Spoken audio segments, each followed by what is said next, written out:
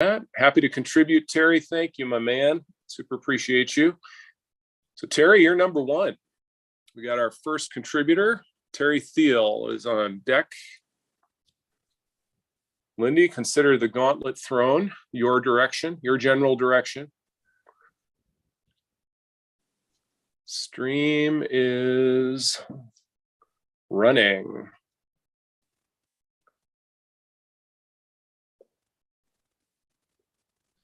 All right, we are streaming. And if you guys are ready, we'll get this show on the road. Let's rock it. Welcome everybody to Running Into the Fog. Let me hit record before you do that. Not, okay. Recording Got a little excited. 2, 1. Now we're ready. Welcome everyone to Running Into the Fog, live stream style here with the Joe Bros. Eric, how you doing today? I'm doing great, Derek. Good to see you. Good to see you as always. Yep, I like that shirt you got on. Aurora Sports. It's an oldie but a goodie. It's a classic. We haven't had one of those in a while. I don't have that particular shirt anymore, but I have the long sleeve kind of performance mesh material variation of that shirt. Every guest on Running Into the Fog is a special one. We have another special one today, Dr. John Olszauka from Mercyhurst University, hailing from the big city of Erie, Pennsylvania. John, welcome to Running Into the Fog. Hi, how you doing today? We're really good. Episode number 39 here on the podcast, and we're cranking up the numbers a little bit with this weekly format that we've moved to. 39 and Holden, as Mama used to say whenever age. That's right. Or maybe it was 29. Yeah.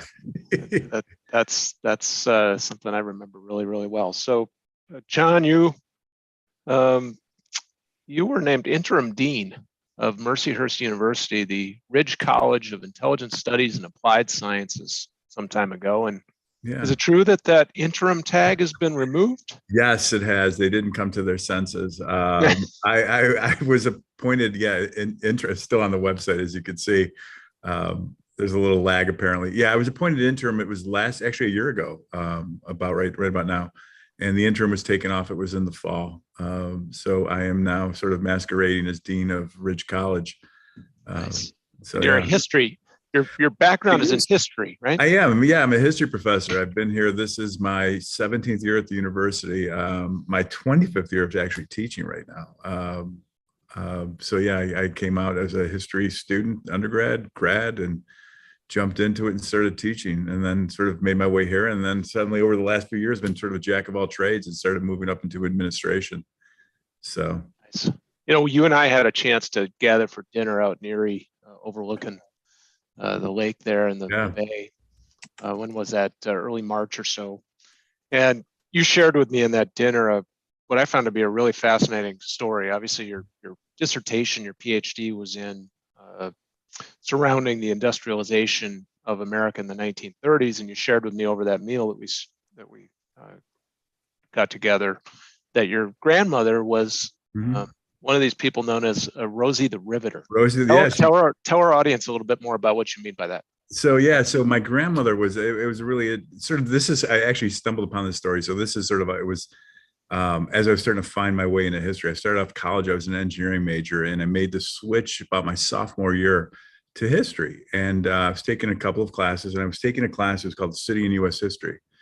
And the professor, Michael Frisch, one of the assignments he gave, he wanted us to understand our history as well. So he, for a project, he said, you had to do an oral history with someone. And, he's like, I realize most are going to ask for family members, but it can't be a parent. It has to be at least one generation removed. So my grandmother, who actually I grew up with, lived with, we had a double. She lived upstairs, and I've known, my whole life. I thought I knew everything about her. I sat down, and it was like one of these things. I'm going to crank out this assignment, get it done a couple of days before. I'll just sit down, chat with Graham for about a half hour, call it a day, write the paper. And I sat down, and it turned out to be one of the most fascinating moments in my discovery in history. I sat down with her for over 5 hours. And I had a tape recorder going too, very fortuitously. And she went through her entire life. And one of the things I learned was she was a Rosie the Riveter. She was, when the war broke out, she looked at it as an opportunity to contribute earn extra money. I mean, the family's coming out of the Depression, and she started working at Curtiss Airplane, or Curtiss Wright as it was known at the time. And she told me the stories about what it was like going into the factory, no industrial experience whatsoever. And it was one of these actually transformative moments for her. I mean, she, after that point, never looked back and worked the rest of her life well after the war. And the irony of it I mean, I had no idea. I mean, I did not, graduate school wasn't even on the radar for me at that point. And several years later, as I started going to graduate school, I stumbled into the aviation industry, Bell Aircraft, initially for my master's, but then I started looking at Curtiss. So my grandmother actually became sort of a central piece in when I did the oral histories of workers in my dissertation. That's an awesome story. I was really attracted to that story, and I think was kind of the basis on which I then asked you to come on this podcast in the first place back in March. Yeah. Eric, what do you think about all that? Well, as a historian myself, I'm fascinated by, what could have gone differently in the history that would have resulted in a different set of outcomes. And I love the story about your grandma, John. I think that's just really, really cool. And, I was sharing earlier that when I was an undergraduate at Madison in history myself, I had the opportunity to meet Studs Terkel when he was on campus giving a lecture. And many years before that, I had actually read his seminal, work, Working.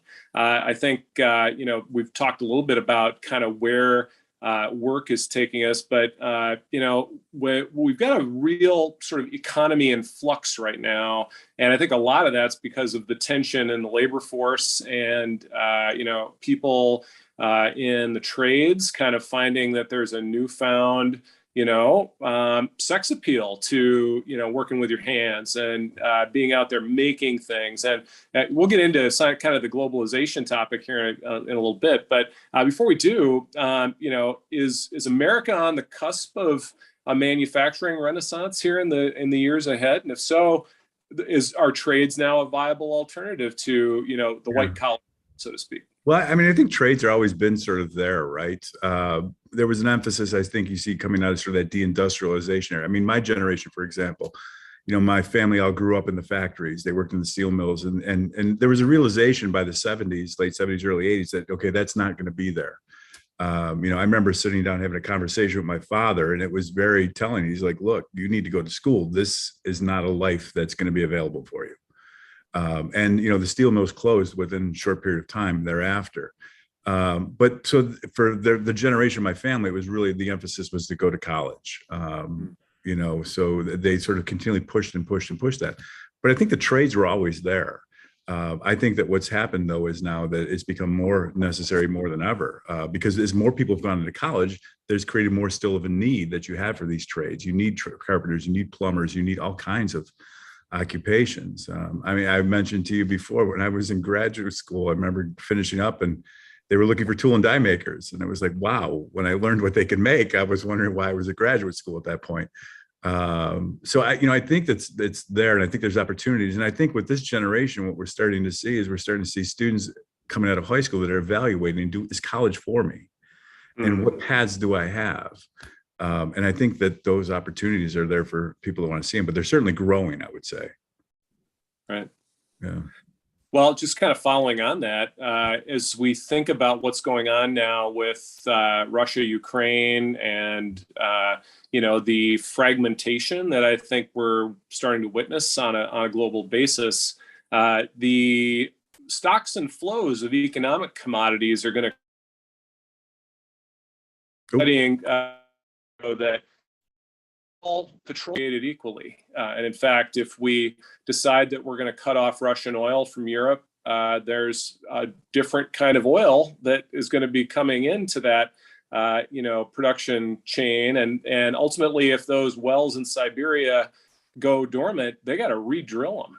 This isn't just a matter of turning a spigot on and off. This is a matter of taking supply out of the global economy. And so, as we see that fragmentation happen and the sanctions against Russia grow increasingly indifferent, at least as far as Putin's concerned, it would seem, and China beginning to rattle some sabers here and there, what is the future of our world? Are we going to continue this sort of trend of integration where, there's this greater and greater sort of centralized almost coordination of economic production and specialization globally? Or do you think this is going to become a little more decentralized? And again, speaking as an American industrial historian, I've realized that specific field. Well, when I went to graduate school, one of the faculty members that they had over at SUNY Binghamton was Emanuel Wallerstein. I'm not sure if you're familiar with him. Wallerstein had this concept of world systems, right? And he saw sort of capitalism and sort of the domination and the growth of it. And it was looking at history, not necessarily by borders, but by economic structures. And he argued with the end of the Cold War, you saw sort of like what they called the end of history, so to speak, in the fragmentation of it. There could be certainly a case made that what we're seeing is that fragmentation, right? That it's changing and shifting dramatically. I remember was sitting down when Derek was in here in March, and we were talking about what was going on in Russia. It was just sort of, it's illogical on a certain level that's sort of unfolding and happening the way it is, and it's. They're reinventing the narrative, it seems like, on a daily basis almost. Right, exactly. I remember that part of the story, but I also remember the story in March of you and your good buddy and your families vacationing together, and then the kids start dating and you saying we have to take vacations off the table for a while. There was that as well, too.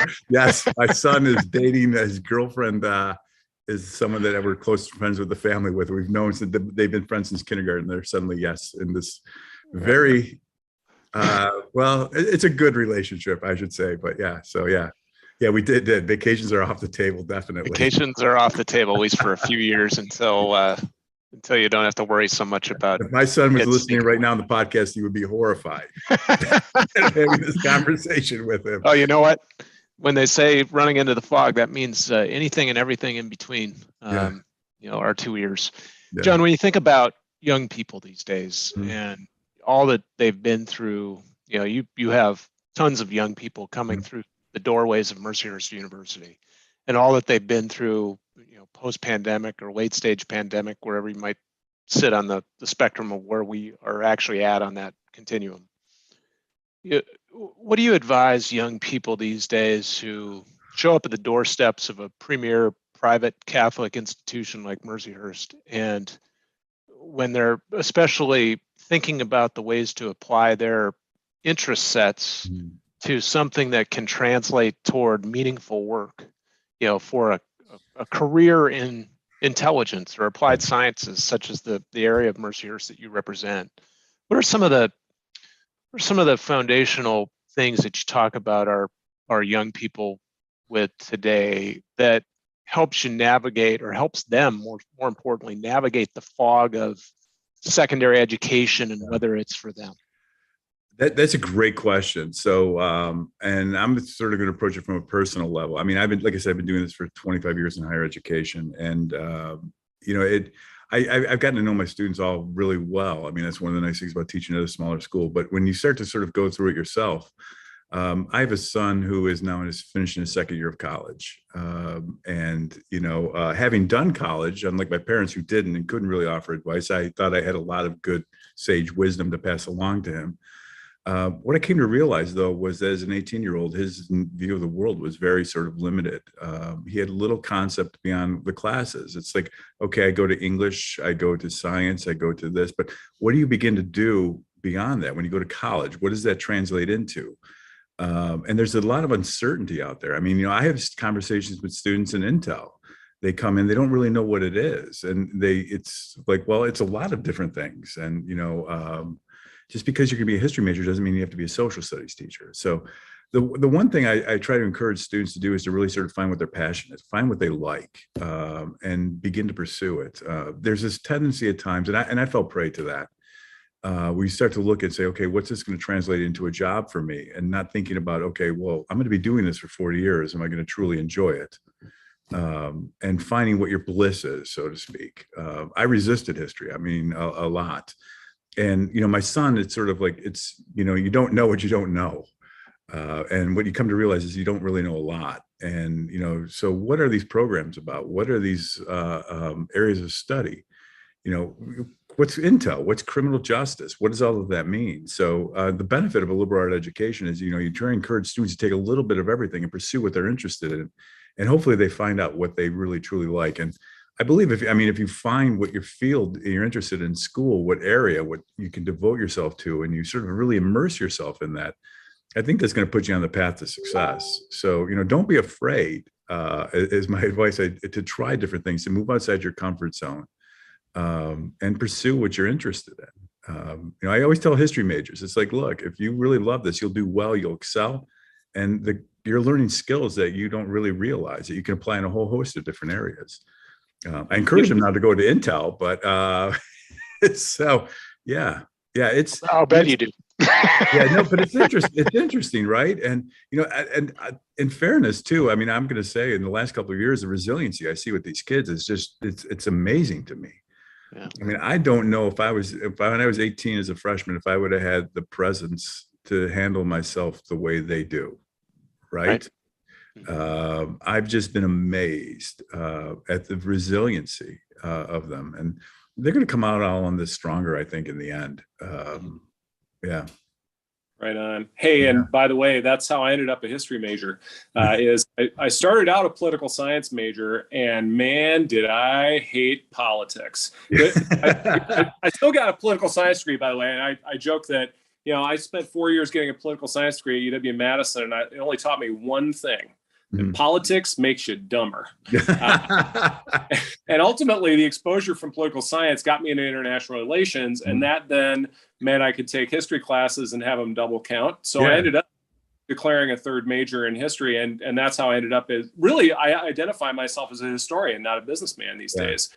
And I would actually credit history as the reason I got into the intelligence business, because it's that fork in the road. If they'd gone left instead of right, and back here they would have gone left instead of right, and they wouldn't have even gotten to that fork. Sort of reverse engineering events through time. I think it's just fascinating. Yeah, I was sort of the same way. I started off in engineering, and the idea was, you get something applicable, right?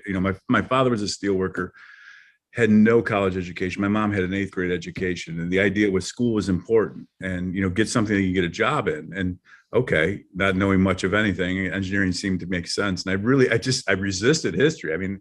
I liked that I didn't have the best teachers in high school necessarily at the time.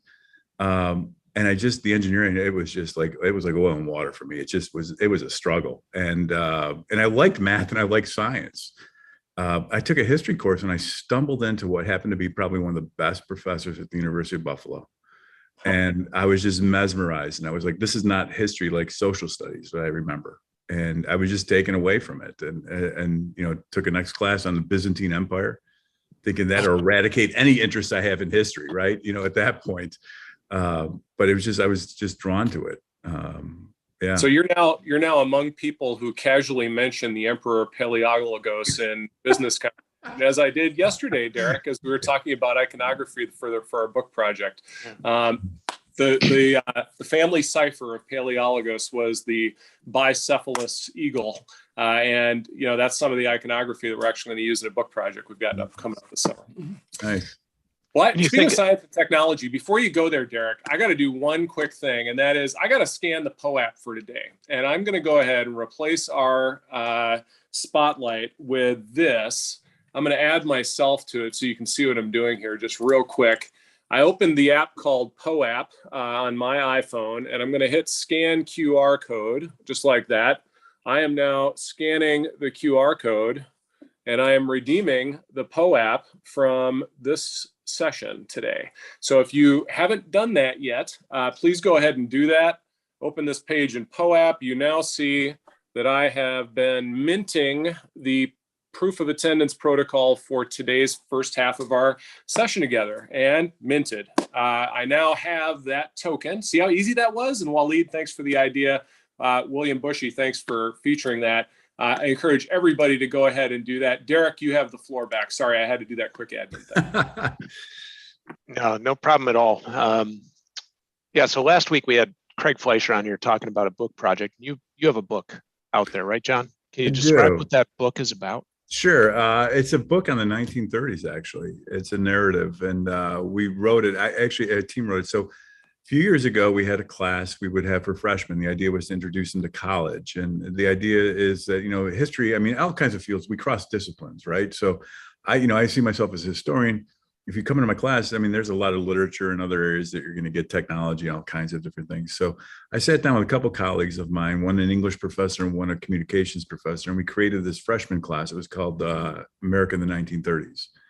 And the idea was to try to introduce them to all areas and immerse them in American society in the 30s. And we were looking for a textbook, and we approached Syracuse University because they had a decade series that was, the 1920s, 30s, we thought 40s, 50s, and so on. And we asked about the 30s, and they didn't have one. And then we said, well, you want one? So we sat down and collaborated on this book, America in the 1930s. And it was different for me in the sense I wasn't writing scholarly, in the sense it's like I'm writing for journals where I'm writing for academia. The idea was for freshmen and for even high school seniors, and a very accessible narrative. So it was fun. There was a creative side to it that I really enjoyed.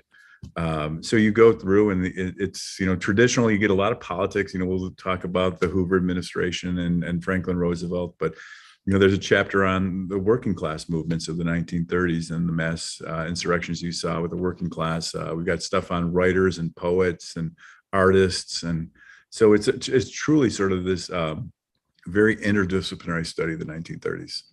So, and did you write that on your own, or did you have a co-author or a team? No, I collaborated with two colleagues of mine, Okay. Brian Sheridan, professor in communications here, and Marnie Sullivan, who used to be an English professor here. Okay. So, yeah. Cool. Yeah. Maybe team, we can get a link to John's book put into the chat in case anybody wants to check it out. Great idea. University. So, John, what are some of the other foundational elements of your, whether it be childhood all the way up to where you're at today, that have, I guess, equipped you with the gifts required to be a dean of a university? Well, I don't know. That's a great question. At a certain level, I mean, if you were to ask me, I'm being honest, I sort of stumbled into this, but I don't know. I mean, I look at it, I never saw myself as an administrator. I'm going to be honest with you. When I went for my PhD, my plan was to be a teacher scholar. And I enjoyed the creativity part of it. And it was probably about 6 years ago, a little longer actually, maybe, I was asked to be dean or chair of the history department. And I resisted it for a number of years. Yeah, there it is. So, yeah. And what happened was I liked it. Strangely enough, I liked being chair. I liked actually being able to work with my colleagues, being able to mentor young faculty. And then I thought I was done with it. And next thing I know, I became an associate dean. And sort of stumbled into it. But I enjoy the aspect of it. I look at it as, I hope that I'm doing some good work for the university. I'm working with some great leaders here at the university. I mean, there's a fresh leadership team. There's a lot of energy. It's exciting. There's a lot of challenges in higher education right now. And I think that one of the things that it sort of does, and the opportunities here at Mercyhurst, is sort of like feed some creativity. I really, oddly enough, when I was in high school, I was an art major. So there's that sort of creative side that I sort of really try to pursue. And I think that there is that here. And I enjoy working especially with young faculty and students. I mean, that's the key here. I mean, that's the end of the day, what's important. Speaking of young faculty, I know we have at least one who I think maybe she's still on this call, but she had to leave. Lindy Smart. You were part of the leadership team at Mercyhurst that brought Lindy in, a bit of a non-traditional, non-academic, if you will, even though she has 3 or 4 degrees from Mercyhurst itself. But what was it about Lindy's background, if you can just kind of share a little bit, that attracted her as a true candidate for that position as executive director of Intel Studies? I'm going to assume it was because of the corporate experience that she had coming from Target, but was there other things? And I guess if you can parlay that to, how do you see, because you equip young professionals who want to go both public sector and private sector, right? What do you think Lindy's gifts or other gifts of the administrative team there now at Mercyhurst are that will allow you to continue to kind of see through that charter see through that Sure. vision of equipping people both for private and public sector. Yeah, that's a great question. I think first and foremost, I mean, Lindy does bring the corporate side to it. And I think that really sort of shores up something that we desperately needed here at the program.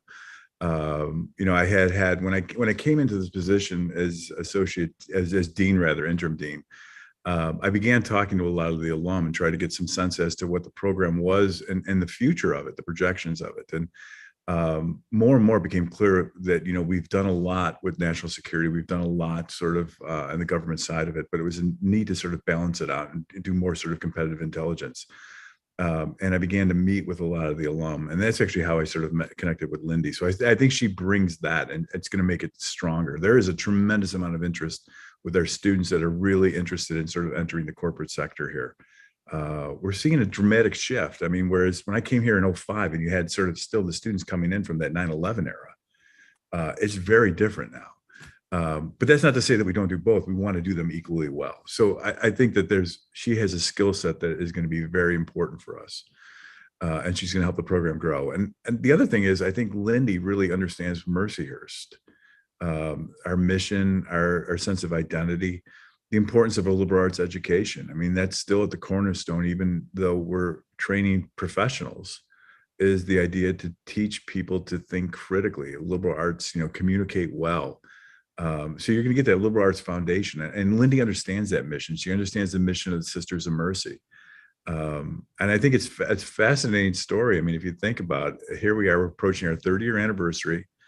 We have one of our successful alums now stepping back and returning to Erie, of all places, to come lead this program. And the first woman to lead the intelligence studies program as well, from a school founded by women, for women. I mean, so it's fascinating. There's a lot of sort of interesting points that sort of stand out here. But it's exciting, I think. I'm really excited as to where this program is going to go. All of that tied together would probably make Rosie the Riveters real proud. Yeah, right? Yeah. Eric, what do you think about all this? Well, I know that one of Lindy's passions is the diversity, equity, and inclusion priorities that I think have moved to the forefront of a lot of our organization's agenda here in the last couple of years in the wake of George Floyd and many other things that are going on. And the sort of historically underprivileged communities out there that really have different perspectives on reality, which is sort of one of our points of view on intelligence work is if you just got three middle-aged white guys, I mean, we probably see the world from largely the same point of view, I'm guessing. When you've got a diversity of experience and thought and opinion and background and priorities, values, culture, it's those diverse points of view that really allow intelligence to take on a much higher resolution picture of the truth. And that's ultimately what we need in order to be effective and actionable and have our work products be actionable. So maybe as we kind of wind down Unthinkable, I'm going to make a call to action here while you're responding to that, John, suggesting that all you social streamers on the social platforms, join us over on the more intimate Unspeakable. I forgot to greet our Russian botnet observers, by the way. I'll say goodbye here in a moment to them when we cut them off. But thoughts on that, the whole DEI kind of priority, and as it, I think there's an argument to be made that suggests that DEI is a competitive advantage. Maybe react to that. That's interesting. I wouldn't disagree with you. I think, any field, any profession benefits by inclusion. The more you have, the better you're going to have in terms of a corporation, a business, an entity, education, any system that you have in place. You want to have sort of a wide variety that represents a cross section of your audience, your consumers, your community. I think it makes it stronger. So I think that Lindy's going to do a lot with that. I think it's going to be really interesting. I mean, we as an institution, we are committed to the idea of diversity and inclusion. And I think that there's a tremendous amount of opportunity. And I think, what happens is you become really sort of stale if you have sort of, again, the three of us, if we were sitting around, mapping out and planning things, we would have a very specific perspective and as opposed to looking at it from a different vantage point. I mean, it speaks to, you look at history, that's a perfect example, where you had sort of these grand political narratives, and what you saw in the 60s and 70s, the diffusion of history, where you start to look at African-American history, women's history, ethnic history, working class history. And what's happened is it made our understanding of the past richer. I think it's sort of the same concept here. Outstanding. Well, for those of you watching on social, scan that QR code and join us on the bridge. And until then, until next Tuesday, До свидания, российская сеть работает. Goodbye for now. And Derek, I'll turn this back over to you.